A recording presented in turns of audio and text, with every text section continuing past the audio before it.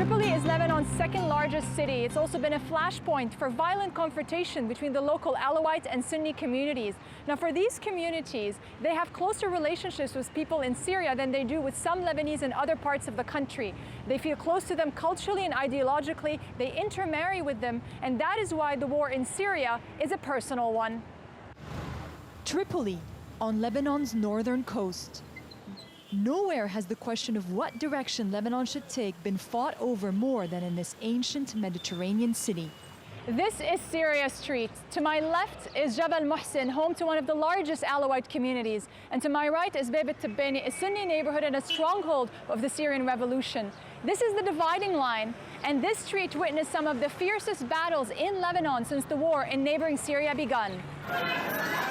And in this battle, nowhere is holy.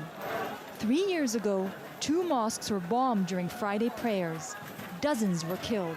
The sheikhs had been using their pulpits to call on young Sunni men to join the revolution in Syria. We in Tripoli have become an extension of Homs. Sheikh Baroudi was preaching at one of the 2 mosques when it was bombed. When the Syrian revolution started, refugees started coming here, and we began a campaign to house them and help them with their needs. Men from the neighbouring Alawite community have been arrested in connection with the bombings. Daesh and Jabhat al-Nusra have been fighting us. Their flags were being raised in this area. Religious men and politicians were giving them protection and political cover. The Alawite and Sunni communities in Tripoli are among the poorest in the country. The border is less than a 2-hour drive. People here have been intermarrying with Syrians for the last 60 years. Blood ties with their faith brethren across the border has brought Syria even closer. We are sitting on top of a volcano. Any moment, it can blow up in a dangerous way. We could have another Iraq. Tension continues to bubble below the surface here.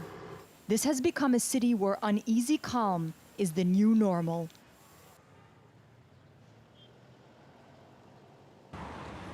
Uneasy calm is not only in Tripoli, it's across northern Lebanon. There are entire areas that are under lockdown. You can't access them without a special permit from the army. And if you do get that permit, it's usually restrictive. And the army itself is engaged against Daesh sympathizers in northern Lebanon, many of whom have crossed over from Syria and are active here.